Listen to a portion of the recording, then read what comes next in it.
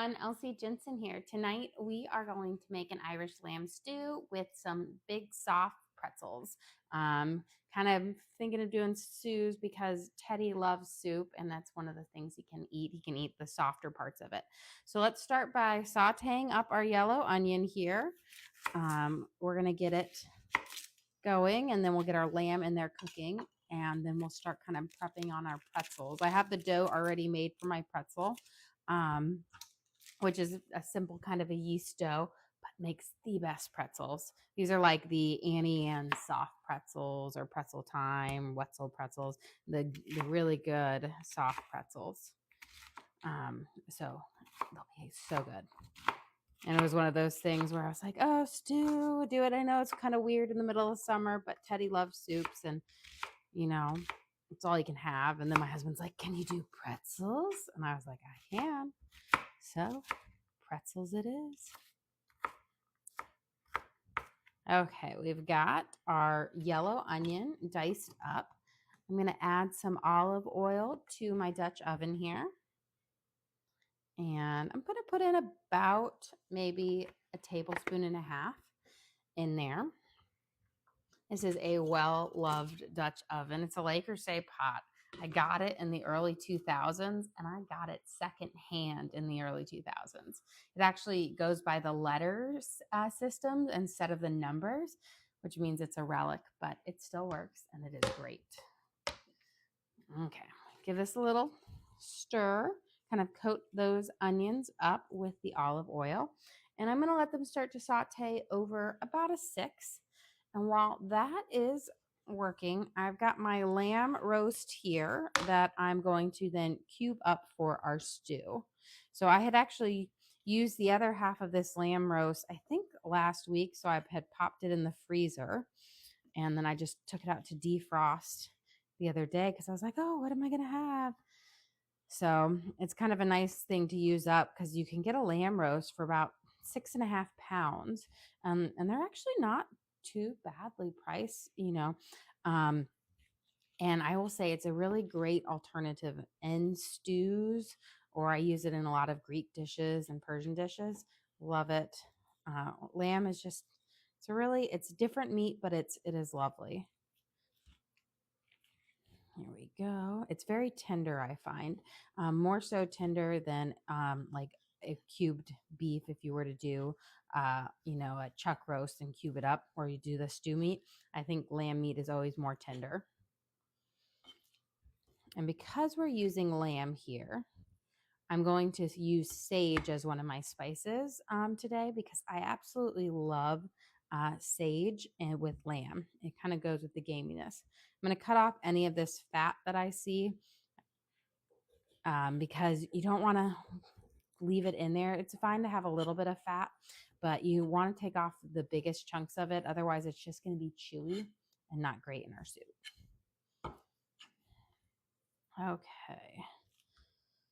Let's cut these down. I'm using my cleaver here to kind of cut my meat up. I find cleavers, they are perfect for cutting meat. Like they're great. If you've never used one, you won't know the difference until you use it, how much easier it is to cut through meat with a cleaver versus a regular chef knife. I didn't get a cleaver until, I want to say, 6 or 7 years ago. And now I use it whenever I have to cut up meat. I use my cleaver every single time just because it is a lot easier to get more heft behind on your cuts. I'm just going to take off this fat. And I will say, don't feel like you're wasting meat if you're cutting the fat off. It's not going to taste good. It's going to be chewy, hard to cut through. And this isn't a fat that's going to like crisp up nicely. Like some animals you can leave the fat on, like bacon, and it will crisp up nicely. But with this, it's just going to get chewy and rubbery. Cut that one a little bit smaller. And I'm aiming for like bite-sized pieces because you don't want to have in your stew too big of pieces that are not easy to manage, where you have to get like a knife out and kind of cut it up. But this will kind of be, this is our lamb base for our stew. And then we're going to prep our pretzels in just a second. Here we go. Got one more kind of big chunk to cut through. You could also easily sub in, I would say, chuck roast or beef stew meat with this. Chuck roast is going to be a bit more tender than beef stew meat, but all will work well in here. There we go. Okay. Discard some of those fattier pieces. I think we're done. Let me get that fat off. Okay, I'm going to wash my hands.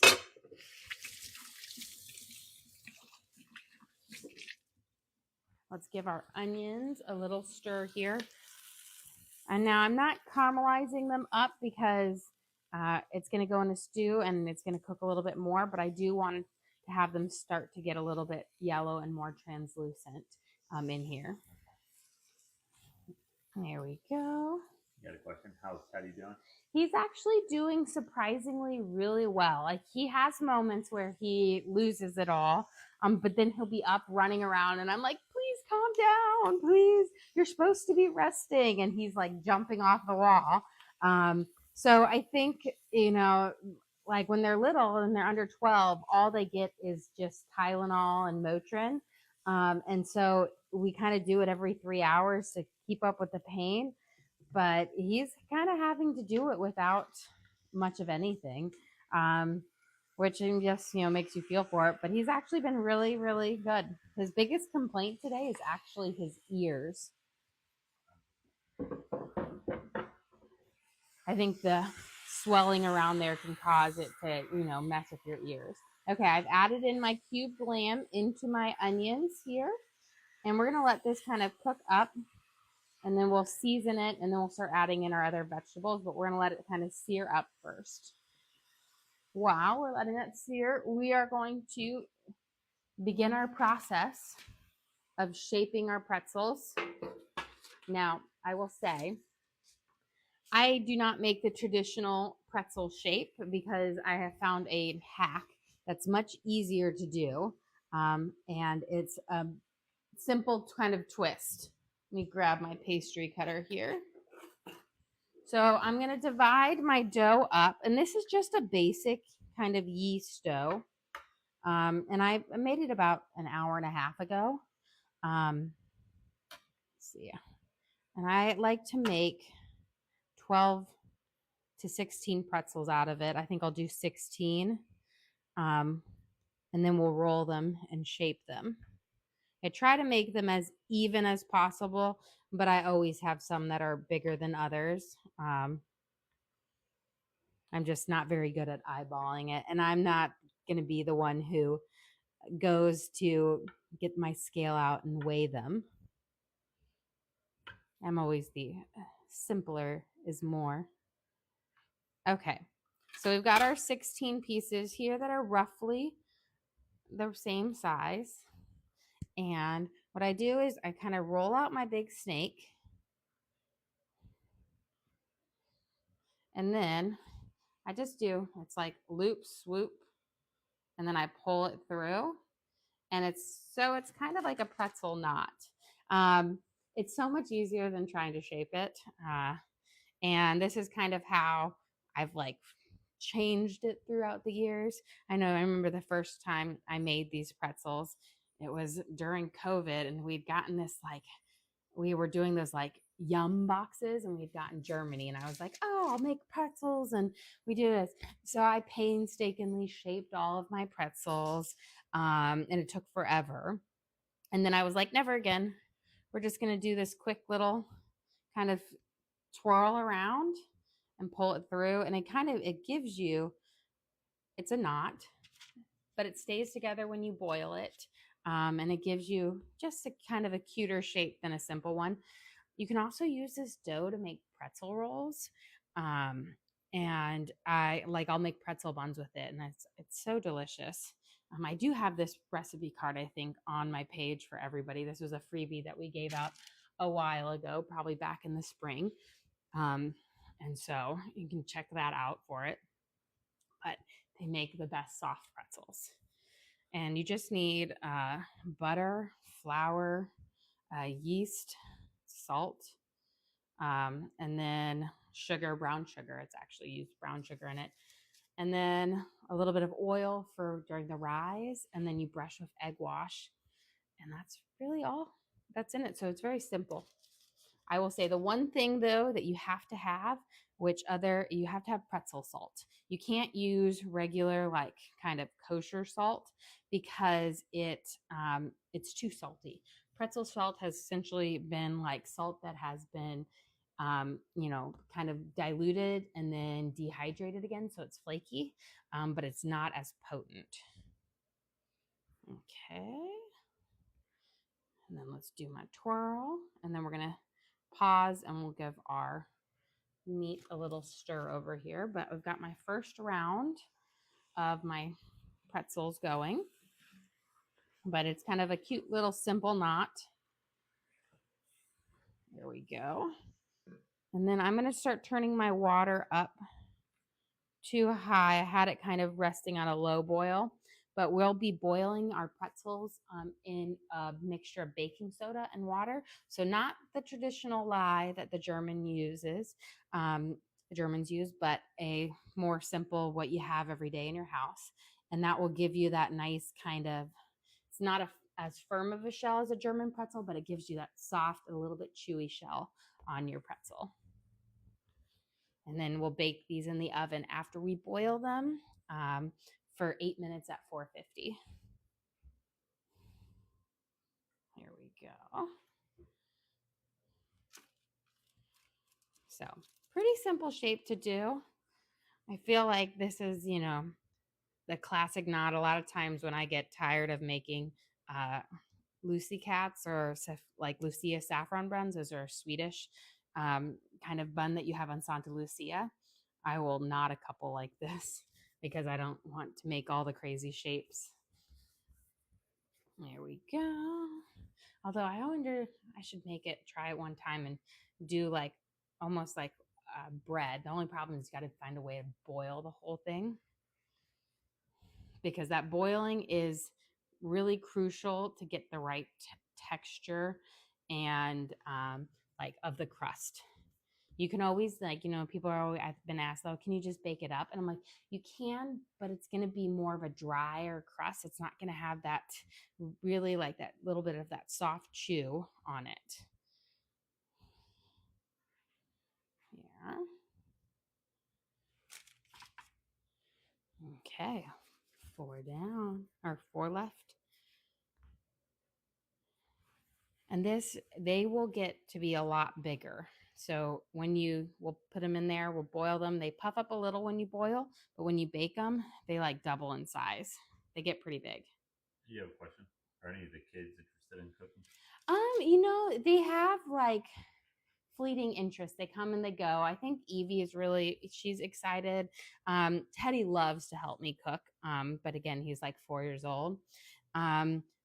I really was trying to get my older daughter into it, but she has like no interest whatsoever, except the one thing she goes, I want to make macaroons. And I'm like, oh, macaroons. Those are the one thing I can't get them perfect. And when I can't get it perfect, it makes me upset. And what makes me more upset about it is I bought this, when I decided to conquer macaroons several years ago, I bought this like kit, because you got to have the mats and the piping tools and all of that stuff. And it came to the house and I was in grad school. So I was in my like doc program and I had class. And so I was like, oh, I'm going to get there. I'm going to make macaroons tomorrow and stuff like that. My husband and the kids go and he opens it up. And my husband, who cannot cook anything, made first try perfect macaroons. I mean, they had the perfect feet. They had the perfect crust on them. They were amazing. They were so good that I was certain that he had bought them and then just laid them in a little like container. I did not believe it. And then, I searched and he made it. Then the next day he goes, fine, I'll make them again. Next day, made them absolutely perfect again. And at this point, I'm like, ugh. And I'm like, well, then they must not be that hard. Well, then I go to make them for the very first time and failed miserably. They were flat and chewy. I don't even know how he did it. He's like, I don't know how I did it. I just did it. And so I failed twice making them after that, and I had yet to pick it up again because I think if my husband hadn't made them perfect twice, I might be back on it, but it drives me insane.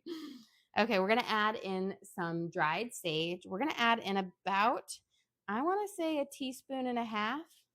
If you're gonna use fresh sage, you're gonna wanna use closer to a tablespoon. I've got a bay leaf. We're gonna use 2 bay leaves, and then I'm going to crush them up so those flavors come in. When you crush them up, they won't be as like crunchy and sharp. Like typically a bay leaf is nice and hard, but if you crush it up, there's little tender pieces that doesn't think, but it allows that flavor to come out a bit more. One thing when we were on our cruise, this past, like in the winter, they actually had like native bay leaves growing in Belize, and they were like, these are your bay leaves, and I was like, so I could pick these and cook them. I knew they were a tree, but it was kind of cool to see them that way. We're going to add in about a teaspoon of black pepper, and then I have some thyme. We're going to add in about a teaspoon of thyme.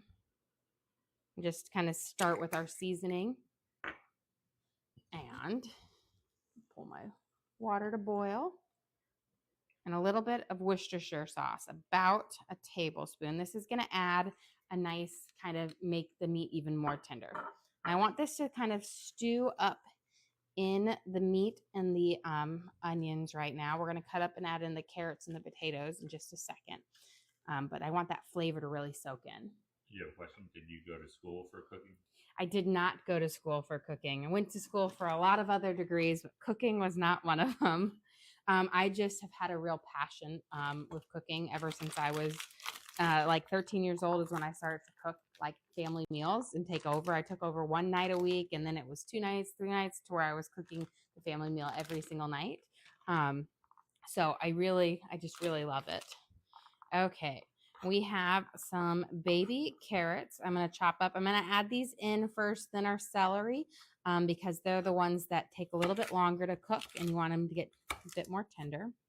Now, normally I would use full-size carrots, but I wasn't really thinking of making soup in the middle of summer until Teddy broke my heart because he wanted to eat everything the other kids were eating today, but couldn't. And so I was like, oh, we'll make soup. And he was happy with that. Okay. I know I don't think he's young, and so I don't think he quite understands what foods he can't and can't have. I know he's like in discomfort, but it's hard when they don't quite grasp it and they don't quite understand what happened. I had gotten him some books about like having his tonsils out and read with them, but I still, young kids just don't fully grasp it. And that's, I think, the hard part. But I'm glad he's at least like not completely miserable all the time. He has moments where he's quite happy. So that's at least nice. Okay, let's get our carrots in and let these kind of start stewing up for a second. And wow, I apparently missed 2 whole carrots. I would have left them in there, and one of my kids would have been like, you tried to kill me. Okay, I'm going to have that kind of cook over about a 4. And now is the fun part. We're going to add in baking soda to our water that's boiling. You're going to need about 1/4 of a cup. And I just shake it in. Don't go too crazy because otherwise you'll have a baking soda flavor on it if you put way too much. I think 1/4 of a cup is great for it. And then we're going to use a slotted spoon. And what I'm going to do is I will drop in 4 at a time, and we'll boil them for about 30 seconds on one side. And then I kind of poke them over and do it on the other side. Don't boil them too long or you'll get a bagel, essentially.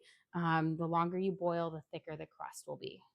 So we've got our first kind of batch in, and we're letting them boil up. And this is going to develop that nice little skin on it. And that's what the baking soda is kind of gives it that flavor of a pretzel.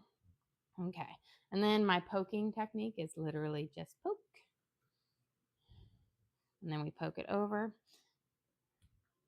and let it boil. And I always try to put the pretty side down first to boil first so that it's kind of up. Now, when you take them out and we'll put them on here, they're going to look dimply. But when they bake up, all of those dimples smooth out. So they don't always look the best right now. But that baking, you'll have that kind of second rise in the oven. And then they smooth out. Now, you need a slotted spoon or a slotted spatula for this because you don't want to take a lot of that water in here, because if you have residual water on there, then that part of the pretzel will get like soggy. But you can see how much they've puffed up since the boiling over the ones that aren't boiled yet. So they're a lot bigger. Okay.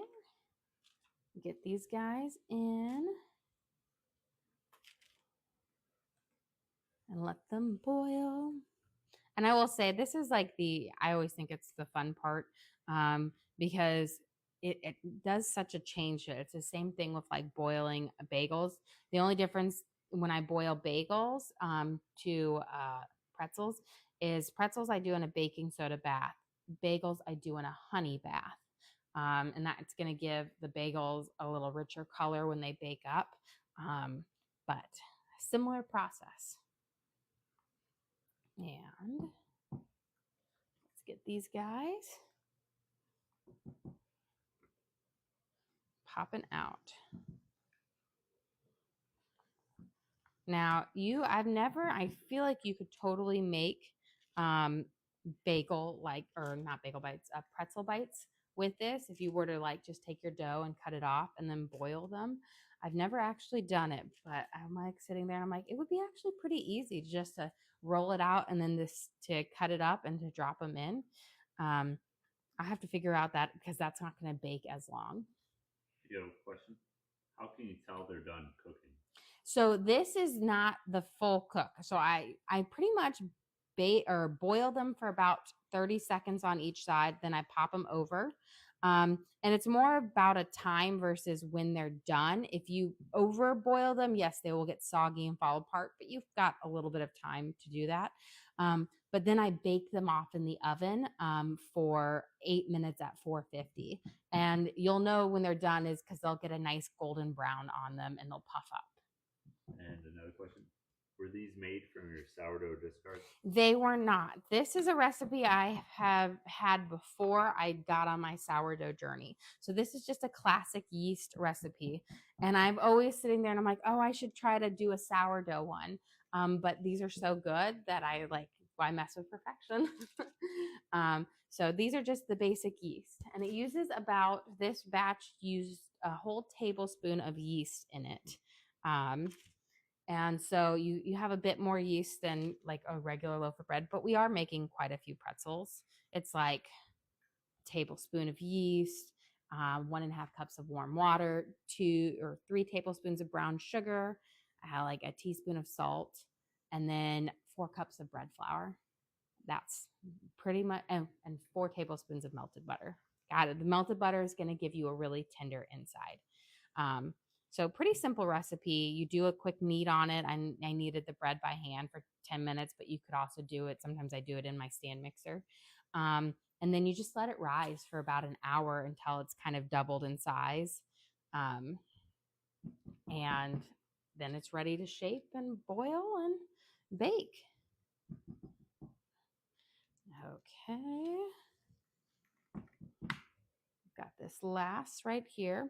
Then we're going to do a quick stir on our meat. And then the last thing I do before I bake them is I'm going to brush them with an egg wash.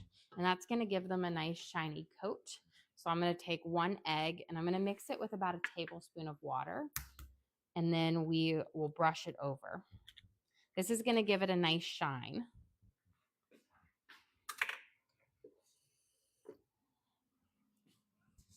There we go. And you can salt your pretzels first, but I find that they are better. What I like to do is I bake them up and then I butter and salt them at the end because I don't do all of them salted. We do butter and salt on one, the pretzel salt, and then we do butter and cinnamon sugar on the other half. So you're kind of getting a dinner and dessert pretzel. So it's kind of a win. And that's how like my kids love to have them reheated is with butter and cinnamon sugar. They'll have them for breakfast the next day, which is not really a breakfast food, but with cinnamon sugar it is. Okay, we're gonna brush over the tops of our pretzels with our egg wash. And then this is primarily is going to give you that little shine on your pretzel.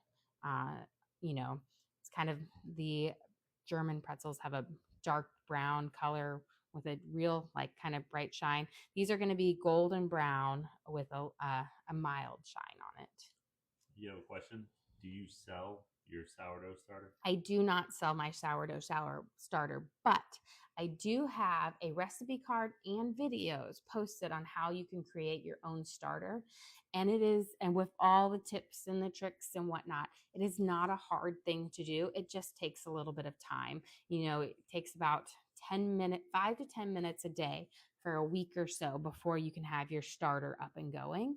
And it's really easy. I will say that it's one of those things that took me forever to eventually start going on my sourdough journey, but I'm so glad I did because it has so many great recipes. There's so many great loaves of bread, as well as so many other baked goods that you can do and discard recipes. So I always say, I'm like, you can make it. It's just unbleached flour and water. That's all it is to make a starter. So it's really quite easy. Let's pop these in the oven and we're going to let them kind of start to bake up let's see. Yeah, we'll pop them in now. You have a follow-up question? Where is your starter recipe? So it should be posted on the link on our page. So we have videos with it that shows there's like a video for every day of making the starter as well as a recipe card. Okay, so I'm going to put these in here at 450 degrees for 8 minutes. And sometimes we'll look at it. Sometimes they need a minute or two longer, depending if I've made them too big. But I made my smaller. Sometimes I make 12 instead of 16. You want to do those a little bit bigger. Okay, we're done with this. The nice thing about the baking soda water is it cleans your sink up really well if you have a white sink. It always makes my sink even whiter. Okay, let's get our potatoes in here. We're going to saute them up. That way we can get our kind of meal going along and cooking for it. This is kind of a fast stew, but it's one that you can make and you can let sit. And it just kind of gets better with age. That's kind of like my favorite thing about stews is the longer they sit, the better the flavors meld, and the nicer it is.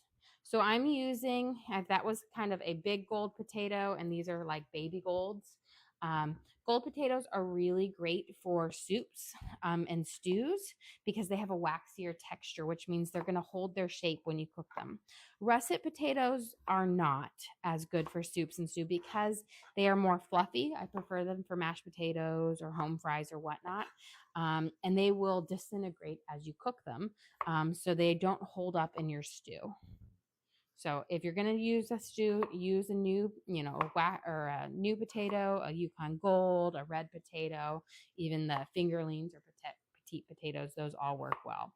But I would say skip the russets. Here we go. I'm going to add them in there. Just doing my little bite-sized pieces so they all kind of cook up at the same time. But again, with these, it doesn't matter so much because they are going to keep their body in shape as they cook.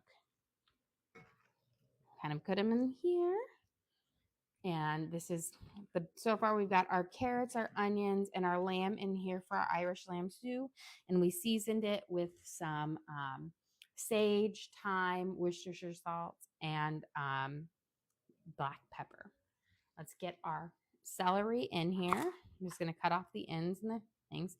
If you have a full stock that has lots of leaves on it, keep those leaves on it. Those will be absolutely delicious in your stew. They have a lot of great flavor, so you don't need to get rid of the leaves.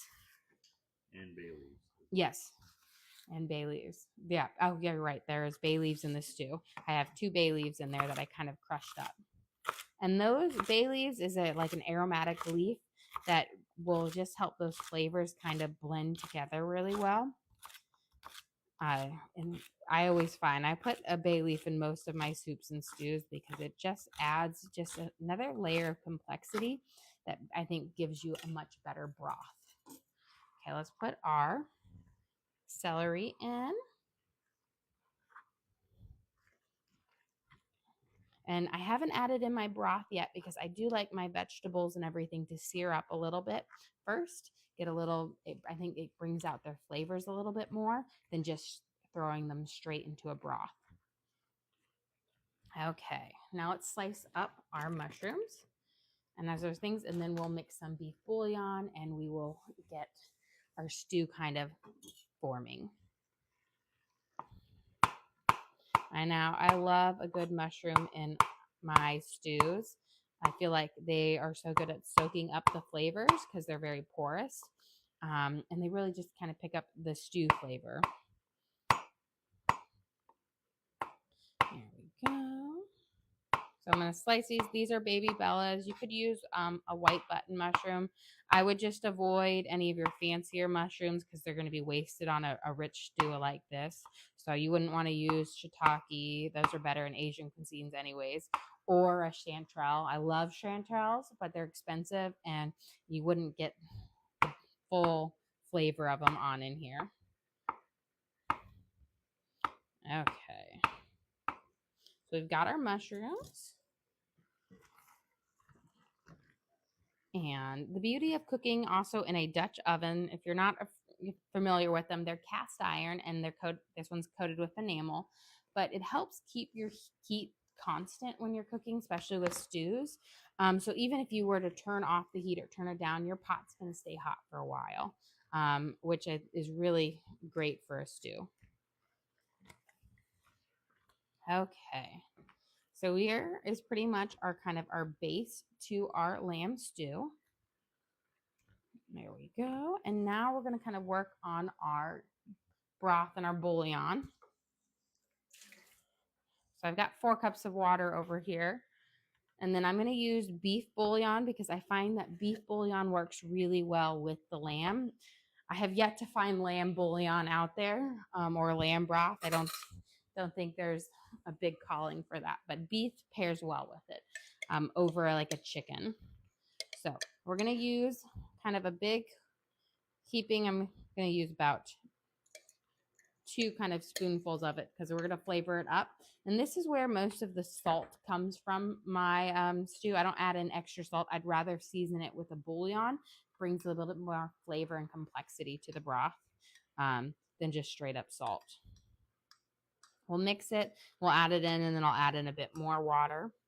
But before we add it in, I'm just going to dust a little bit of flour over our lamb and our kind of veggies that are searing here. And that will help as a natural thickener for our stew. So I've got my flour. Got about 2 minutes left on the pretzels.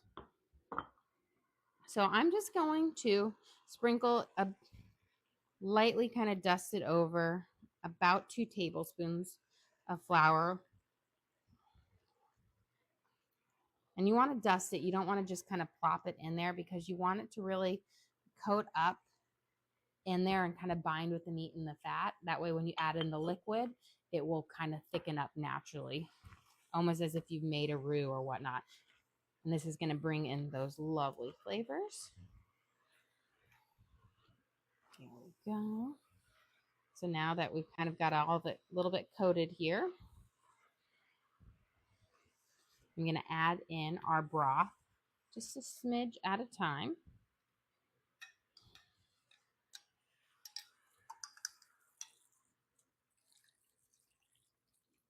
Well, I got some bouillon. And then I'm just going to scrape the bottom of my pan essentially kind of deglazing the bottom in case any of those spices or flavors have stuck down there, because I want those to be in my broth instead of just kind of sitting there burning at the bottom. You have a question? Will the recipe for tonight's meal be posted anywhere? We will post the video after our stream. We'll post the video up on the link on our page, so you can always just watch and follow along and kind of recreate it at home, like me cooking again. That's kind of the best way. I do occasionally I send out freebie recipe cards for everybody, but I like our pretzel. Our pretzels got a freebie recipe cards, but recipe cards do take me a bit of work, so I don't always get them. They go for our membership because they take me like 30 minutes to an hour to make. Okay, let's pour the rest of this in, and let's go grab our pretzels, see if they are ready. And they're just going to give it a nice kind of stir. Okay. Let me grab a trivet. And I think they are looking good. Okay, look at our beautiful pretzels. You can see they've got a nice golden brown kiss to them. That's from that egg wash and a little bit of a shine. But again, these are my kids' favorite. They just absolutely love them. And my husband's favorite. He suggested them. They're always his favorite. I will say there will very rarely are there very many left over the next day. And that's only because I was like, you've had 3 pretzels already. You can't have another one. But we're going to go over these with a little bit of room temperature butter. And then we are going to coat them with some salt. Now, I only do half of them with salt because the other half we will have as our dessert pretzel. And then I'll kind of coat those with butter later and add cinnamon sugar on it, which is delicious. So just take room temperature butter like this, and you're just going to rub it over the tops while they're nice and hot. And then if you're reheating later, you just reheat and then rub the butter over it. I will say you don't want to salt them all, because if you have leftovers and then you salt them, that salt will dissolve overnight if you're letting it sit. So I always like to wait to salt them until we're about to eat them. So we'll do our first 4 here, and then this is the star. You've got to have pretzel salt. You can't use a regular salt or a kosher salt. So good old pretzel salt, and it's flaky. It's not as salty, and that's why I say it's important. And then we just do a sprinkle over the top of them to have like that just nice little pretzel flavor to it. And these are just, I will say, delicious. I did these kind of knot shapes, but you can really make them in any kind of shape that you want. You can make them. I do pretzel buns with them a lot of times. Okay, let's let our stew here. I'm gonna let those kind of soften up, and while I've got to prep up our onions that we're gonna throw in at the last minute with our stew. And I'm gonna just taste the broth real quick. I know it's nice and hot, but I want to see if I need to add anything else. I'm going to turn it down just a smidge. I would say I kept turning it down, but with a Dutch oven, that heat really stays. Perfect. You don't need anything else in there. I don't even need any more broth because we've got a good amount, because I like to have a nice, a stew is going to have a thicker broth. It's not going to be as runny as the soup. You got a question? Where did you get the recipe for this stew? You know what? I really just created it myself. I'm a person who I'll look at a recipe as a guideline if it's something I haven't made before. And then I just make it my own.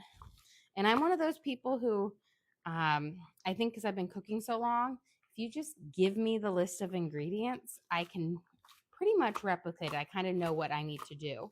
It's one of my favorite things, like when I go out to like a fancy restaurant and I'll try things, and then I'm like, okay, I've got to recreate these. And I'm always like checking the ingredient list and taking pictures of the menus, and I'm like, I can make this at home. And so far I've done a pretty good job with my kind of copycat meals for them. Because once you find something you like, I can make it at home for a lot cheaper. And I will say, I mean, we go out to eat, a couple times a month or it's more like grabbing food in. But I will say it's not fun going out to eat with a 2-year-old or almost 2-year-old. I can't wait because, some of my two kids, they were really great. Like Teddy was like this perfect angel boy from the very beginning. Um, Jack is my little hellraiser. I love him, but he is definitely not one that I take out to a restaurant with. Okay, I've got my onions here. We're gonna let this kind of saute for just a second. And while that is, I'm gonna cut up our pineapple because we've got our second pineapple here ready to use. It should be nice and ripe. When they were delivered, they were like bright green. This was one where we came back and I did like an Amazon delivery overnight. If you've never done it, it's pretty cool. It's like an Amazon order. If you're like me and you're addicted to Amazon, but you can do it and like shows up at your doorstep in the morning. But I ordered pineapples from them and they were like so green. So they've been sitting for a couple of days. I'm just going to cut this because I don't want my pineapple to have a green onion flavor to it. So the simple way I find to cut pineapples up is I'm just going to cut the top off. And then I'm going to cut, almost rolled off there. And then I'm going to cut the bottom off. There we go. And so now I have this nice kind of firm base to set it on, which makes it much easier to cut through. And then they're not as tough to cut through as you think. So I'm just going to cut it in half, and then we're going to cut it into fourths. So we've got our little quads. And then the way I get my core out is you're just kind of taking off the top of that triangle, and this whole part is the core. Now, if you have a toddler running around who's teething, or even I think I started giving it to my kids when they were like 8 or 9 months old, they loved to chew on these because they're sweet, but they're firm enough that they can't chew through them. But they felt really great on their gums. So that was something that they love. So don't get rid of them. If you have little kids, you should try it with them. Just going to give my stew a little stir here. Okay, it's going great. And then we're going to finish up chopping up our pineapple, and then we should be about ready because it should be about tender on there, and we'll be ready to kind of plate up our dinner tonight. So I'm just going to go along, and then you just make a slice down and kind of follow the pineapple. Now, one thing, if you're cutting up your pineapple at home, if you get any seeds, pluck them out or pick them out, because the seeds will turn your pineapple brown. Like the very next day, it will be a lot brown. But if you pick all the seeds out, it won't be. Cool question. Have you ever made pineapple salsa for like fish or anything? I have done a couple sweet salsas, like a mango salsa or mango chutney, and I've done a pineapple one. I've done a couple of them. I am just a savory girl. I don't like my fruit with my meat. Even though when I have it, I enjoy it, but I'm trying to get over that because I always find like you go to these like Caribbean places or these things and they have a lot of this summer things and I'm like, I need to try it. I'm sure my kids would like it.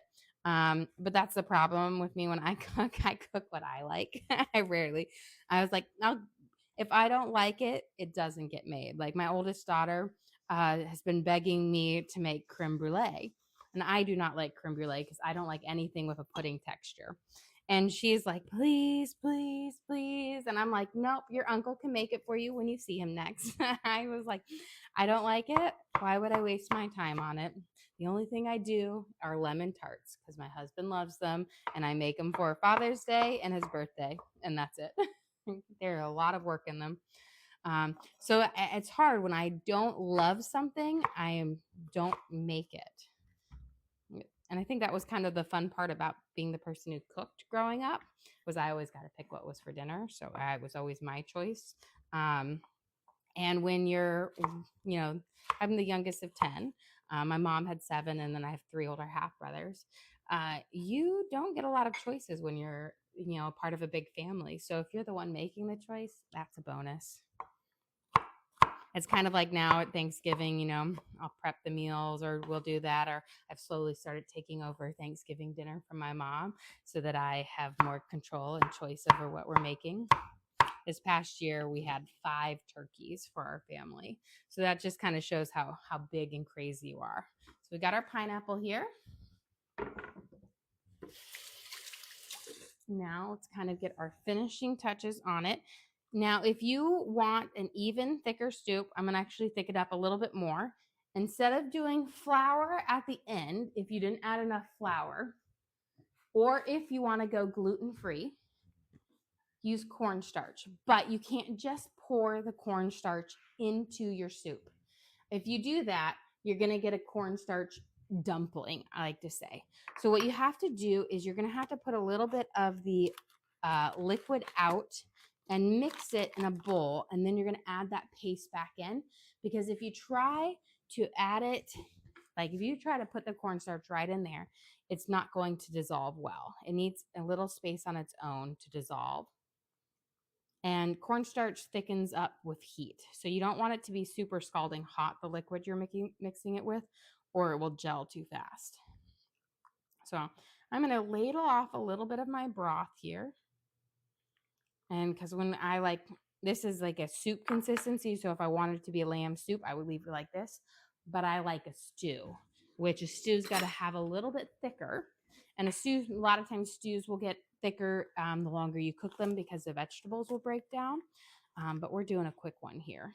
Yeah, a couple questions. What's your favorite meal to make?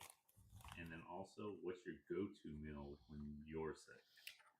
So my favorite meal to make, I really love ravioli and making ravioli and homemade, like with homemade pasta, like everything's from scratch. I actually do. There's this restaurant here in Nashville. I think it's a chain. It's called Maggiano's. And I've gotten to the point where I can recreate my Maggiano dinner. I make the salad with the Maggiano dressing, and then I'll make the ravioli. So I make my own little mock thing. So that's probably one of my favorite ones to do because I love to kind of recreate the whole thing. When I am sick, my go-to meal that I make is chicken noodle soup. And I have a pretty good chicken noodle soup. It's really good, I will say, because it's not your average chicken noodle soup. It's the one like, I feel like if any of my mom's friends are sick, she's like, can you make me that chicken noodle soup so I can give it to them? But I use first of all, I use frozen noodles. You can get these frozen egg noodles, which just hold up way better in the chicken noodle soup than at regular noodles. And then, I boil up chicken thighs and then a split breast that gives a richer broth. I'm slowly adding in I'll get back to this and I'll talk about my cornstarch. So I mixed about 2 tablespoons of cornstarch in here. And now I'm adding it to my hot broth as it's boiling, little at a time. And this will, as it heats up, will thicken up your broth for it. But my chicken noodle soup, I also add in leeks, which add such a wonderful flavor to the broth. And I think they have just those nice healing abilities that onions and stuff like that are having. But I love it. And then it's just like carrots and onions, and it's just so good. There we go. I think I've got it good. So I didn't quite use all of my broth up, but you can see I've got it to be much thicker now, where it kind of is more, I don't know if you can see it, but it kind of clings onto the vegetables and the meat as well. So there's there. And then I always just like to check to make sure. The way you can tell, if your vegetables are kind of cooked through, is you're just going to grab a potato, and as long as your forks, you see how they just smash through, they're nice and soft and tender. Okay, let's throw in our green onions. Didn't forget about those. We add these in at the very end because if you cook them too long, they kind of cook off their flavor, and I like to have that bright onion flavor in our stew. Just adds a little bit of nicer, and it adds another pop of color. There we go. So we've got a really simple, basic kind of Irish lamb stew. And now let's serve up our dinner. And getting my cauldrons down. I normally use these all the time in the fall because it just makes me feel like I'm special. I've got my own little witch's brew. But we're going to ladle up our soup. So this, I'm going to turn it off. We've got our lamb stew made with chunks of boneless leg, like a leg roast, seasoned with potatoes, onions, carrots, and a lovely like broth with some fresh green onions and sage and thyme. And then let's not forget, we've got, look at these beautiful pretzels that we'll have. Those are our yeast rolls that we baked up with, we boiled and then baking soda and then baked them up and sprinkled, rubbed with butter and sprinkled with salt. And then, of course, let's not forget our fresh pineapple for just kind of a comfort meal. I'm hoping Teddy will like this. He loves broth, so I think it will be perfect for him. Well, guys, thank you so much for joining us here today. Don't forget to like and subscribe. I try to do live cooking shows every single day, show you what we're making for our family, and hopefully teach you guys something along the way. Again, we do upload all of our videos to the link on our page. So if you ever want to recreate any of these recipes at home, you can just go to that video, watch along, and cook along with me again. We also have a link to our Amazon storefront that has all of our different cooking utensils and stuff we use. So I have my pots and my pans and all the different gadgets I use in the kitchen if you want to check that out. But again, thank you guys for joining us here today. Don't forget to like and subscribe.